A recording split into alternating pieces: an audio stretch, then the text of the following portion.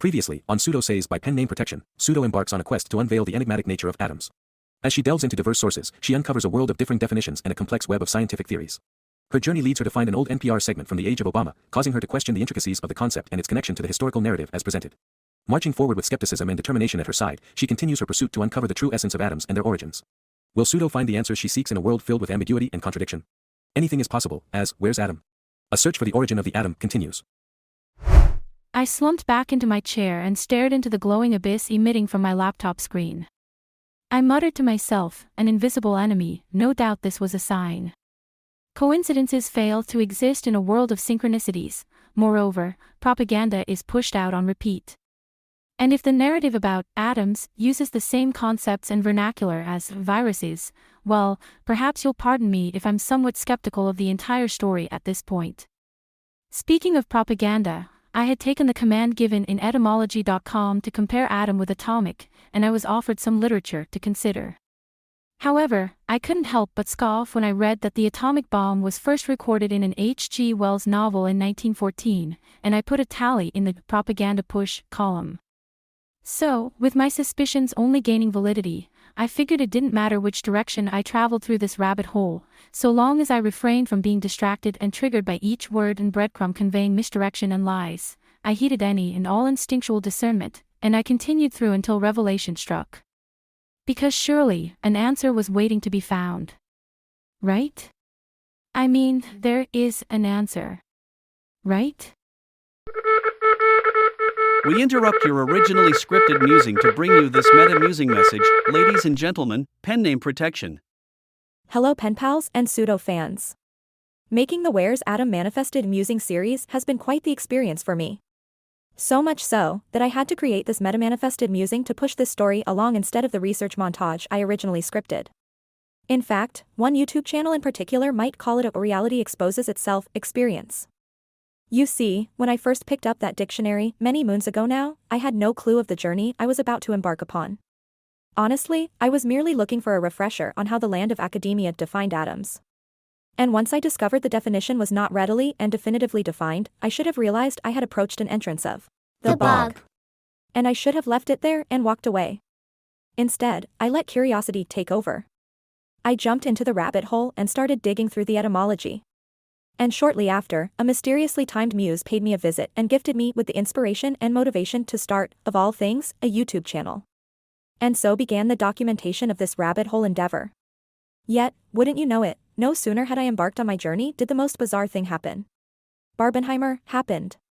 Sure, I took notice of the weird synchronicity between my atomic adventure and the seemingly sudden reprise of the atomic bomb's popularity. I noticed this quite readily, yet, I continued on. As I continued, anywhere I looked, something new came along. Even when I put my attention elsewhere, I uncovered atomic this, or atoms that. Before I knew it, my controlled distraction adventure was distracting and controlling me. And at some point, I lost track of the story I was telling you. Moreover, the story had gone off the track. There was another bizarre sync, perhaps better described as creepy AF, that happened soon after making part 2 of this manifested musing. As you no doubt remember from your multiple beginning to end viewings of Where's Atom Parts 1 and 2, I praised Perplexity AI for being a great place to begin a rabbit hole adventure and then mocked it for its pretentious self-marketing. Well, wouldn't you know it, I later opened up the application again, and it suddenly had a new tune. Yet, that was only the tip of the iceberg. Bizarre parallels and strange synchronicities such as this continued to surface throughout my endeavor. They simply didn't stop. Yet it was one, in particular, that stopped me in my bunny tracks. I'm referring to my discovery of the term pseudo-Democritus, and a note about the original alchemical works attributed to Democritus, known as the 4 books, which are now lost. As you might have suspected, it was the word pseudo that caught my eye and dragged me in. But the 4 books. Well, that smacked me in the face. Because, as you couldn't have suspected, the 4 books is the name of the first book collection I dreamt up some 20 years ago. A collection that has yet to be written, but I feel its manifestation is finally coming up on due. And well, that was more than a synchronicity.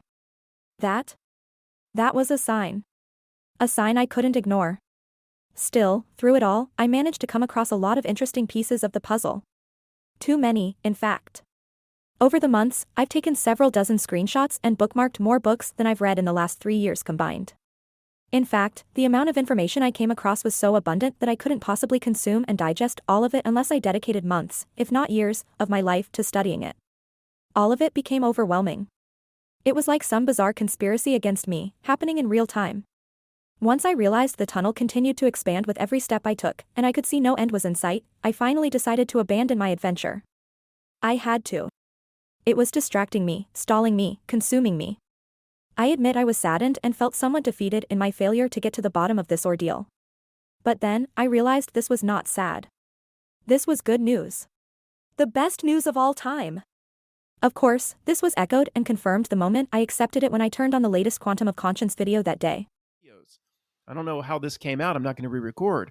So only see what the Knottnilk is up to looking down on it from 100,000 feet. The bog collectively is the master trick. Each drop of mud in the bog are the specific research topics, which perpetuates the endless conspiracy we spend years looking at. No real world could lay so many breadcrumbs. No real world can be a conspiracy generation machine with no off switch.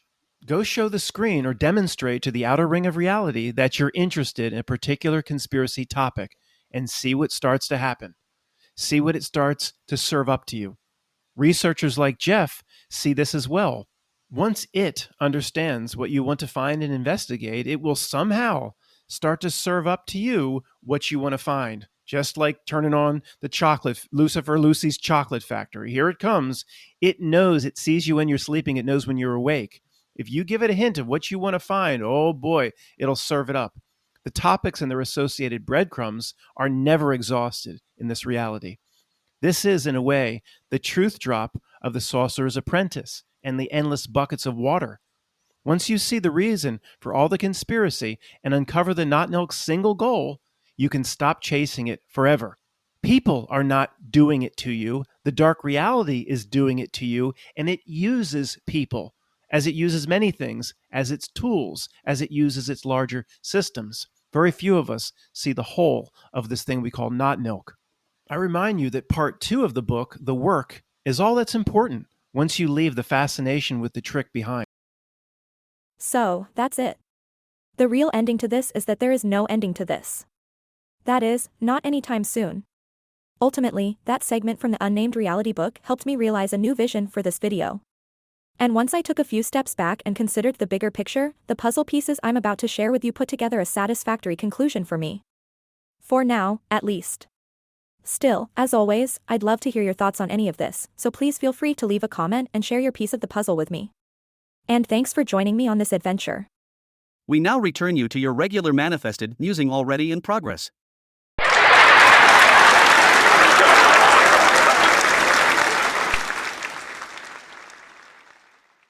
To avoid getting overwhelmed, I first took on the simple task of locating all mentions of atoms within the various literature I pulled out of this rabbit hole. And so I began traveling the timeline. Prior to the propaganda push by Wells in 1914, there was The New Knowledge, circa 1905. This was far too similar to the New Normal spell recently cast, so I figured this was where I'd find the big push into the mainstream. Turns out I was right. It seems scientists of the day had already fully embraced and become obsessed with atoms after Dalton's contributions. In this text, the word atom was stated 75 times, atoms 86 times, and atomic 59 times. I had also stumbled upon an elementary treatise on electricity by James Clerk Maxwell, published in 1888. To my surprise, it only mentioned atoms once. Not surprisingly, I found it in the electrolysis section. From there, I went for the literature that I was all too excited to check out, The Ordinal of Alchemy, Creed Meahy, and I began reading it. According to the official narrative, the author, Thomas Norton, supposedly came up with the word atoms for this poem of his. So, I had expected to be offered an explanation or definition.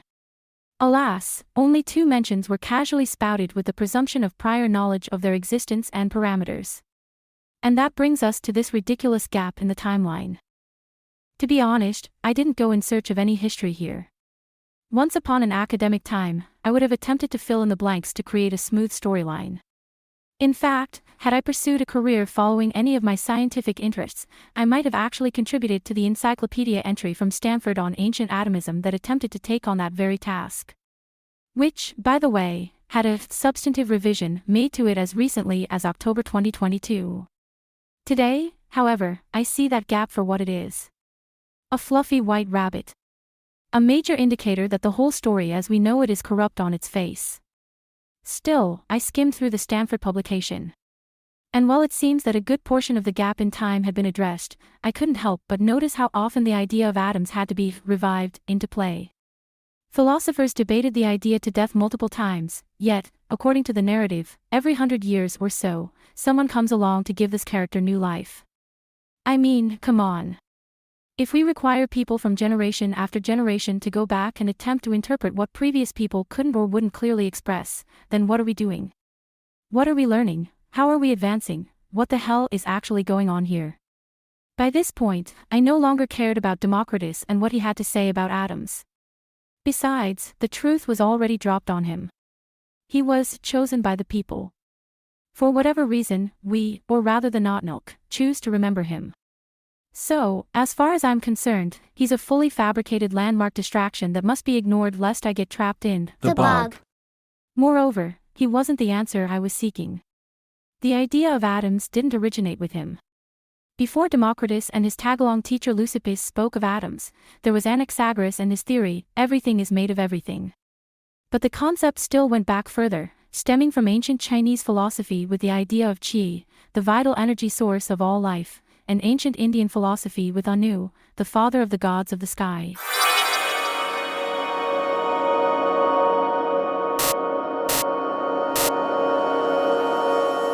And there you have it, folks.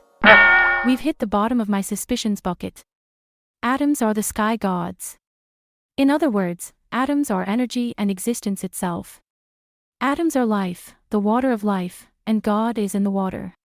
Atoms are God in any and every form possible. Atom is Adam is Aleph Dalet Mem. Atoms are not indivisible invisible parts of the whole made to be visualized, they are the whole, the entirety of life made to be experienced. I am not yet able to explain this using any other words.